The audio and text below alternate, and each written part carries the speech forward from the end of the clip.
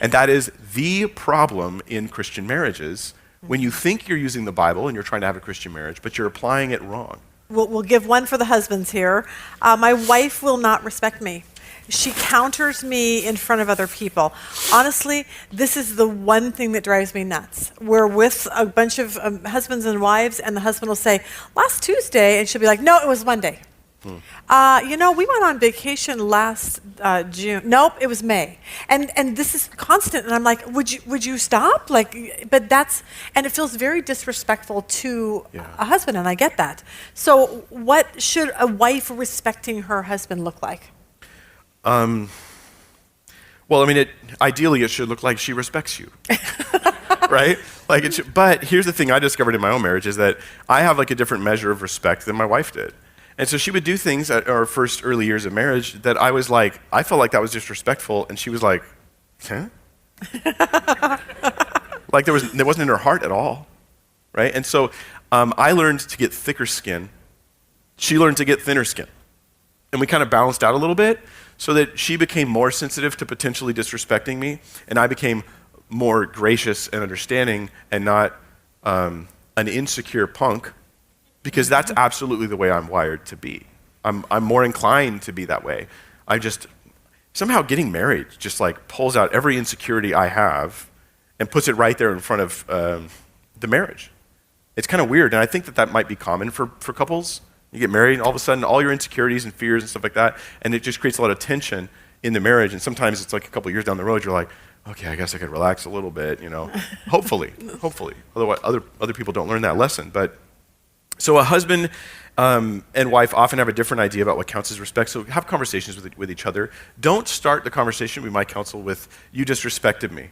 You've got to talk in the language of feeling here, because sometimes it's hard to tell if it was real or just felt. And so I'm not talking about, guys, you have to learn to share all your emotions. I don't know that sharing all your emotions is good for anybody to do. What I'm just saying is you're not making the objective claim, you disrespected me.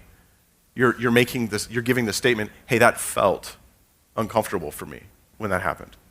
And you'll learn each other a little better that way. I think that can be healthy. So perhaps you could say, I know you don't mean to disrespect me, but it does feel that way to me when you do this, and I appreciate it if you try to be sensitive to it. Because this doesn't require her to admit fault, that what she did was objectively wrong. And does it matter at that point? You're learning how to work together here. It's not just about that. So the example is, she counters what I say in front of people. So my questions are, is she nitpicking? Because love is not rude. Okay, so if it's just, I'm just nitpicking you, she may honestly think, I'm just helping. I'm just helping you. A lot of people do. I'm just helping your memory. Yeah, I'm just, You can help people to death sometimes, though, and you have to be careful. I'm really helping you. And you're like, really? It doesn't feel like help at the time. Did they need to know it was June and not May or whatever? Exactly. Was it that important? Yeah. Now, some husbands are kind of stupid, and they say wrong things a lot, and their wife is smart. And so their wife's like, well, he's just wrong a lot, and I'm just fixing it, All right. And so I think they need to find ways to see through this. It's okay just to let him say something dumb. Everybody knows it's dumb. It's fine. You don't have to fix it. I'm just being real with you guys. I've seen guys. So there's steps to take before countering your husband in public. Here's my thoughts on this. I would get reamed by feminists for even offering something like this. But here's steps. Is this issue really important? Right. Is it going to matter even 2 minutes from now, right? The thing I'm about to correct. Or is it whatever. Is it really helping? Because good intentions can go wrong here. I fixed the error, but did I help the scenario? That's the question. Can I wait until we're in private instead? Because then that will take the embarrassment away from the correction. Sometimes you can't. The thing, you gave them wrong directions. I kind of have to say something now because you're about to cause them harm. Okay, and now you're going to get all mad at me later and that's your issue. I'm going to do as graciously as I can, but you're hurting somebody. I think that seems wise. Can you say it with grace? Instead of saying you're wrong, you could say don't forget this other thing. Or do you remember this? And there's just a nice way to say it. My wife's really good at this. She learns because I'm apparently I'm all insecure.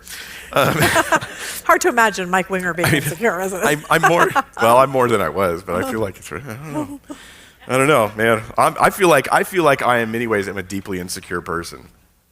That is But hard to even imagine. Just but like I'm when very Sean, aware. When Sean said he was an introvert, you said? Yeah. And I was like, what? That doesn't even sound like him. I had to think about that for like 20 minutes. Alan's an introvert? How is it possible you guys are introverts? They're liars. I kind of think so too. I'm kidding. No. There is no way. Does that just mean you guys like to spend more time at home, like by yourself than out? Shy, but we like to be by ourselves. Okay. All right. Where you get your energy from. Okay. Where do you get your energy from? Studying, I bet. Sleep. Sleep. I don't know what I am. I get on stage because it helps people. I don't like being on stage, but Yeah. does it matter? Okay, other things for the wife to consider. Is there competition? Am I continually competing with my spouse because I'm trying to show that they're wrong on this and I'm Yeah, right on that? that's a good point. And if that's there, they're going to feel that, and that will undermine the whole relationship. And it'll happen 10 times a day. And so it's actually a significant degree of undermining that's going on there. And hopefully the husband rises above it, but it's not healthy. If there's any degree of competition.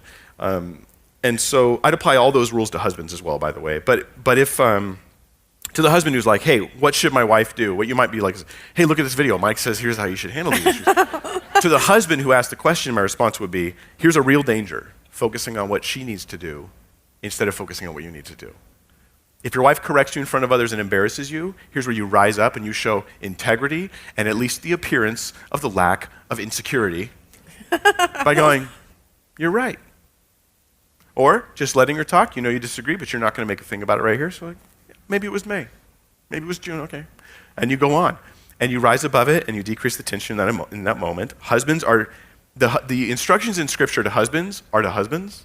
The instructions in Scripture to wives are to wives. And the two do not meet. Yet husbands are obsessed with what their wives are supposed to do. Wives are obsessed with what their husbands are supposed to do. And that is the problem in Christian marriages. When you think you're using the Bible and you're trying to have a Christian marriage, but you're applying it wrong, right? You're obsessed with the speck and not the plank. And so we have to deal with just our side of things. Yeah. That's awesome. Okay, yeah. As we get older, like I laugh because my husband and I, as we get older, like he'll say things, he'll be like, do you remember? And I'm like, I don't think it happened that way. And I mean, but I try not to say anything to him because I'm like, because then yesterday he'll be like, what happened yesterday? I'm like, I can't remember yesterday. I can't remember yesterday. But then you just kind of get to the point. I like what you said. It just really doesn't matter. Like it's just not even worth even having a conversation about it or calling. It's like it's kind of stupid. So, okay, let's see.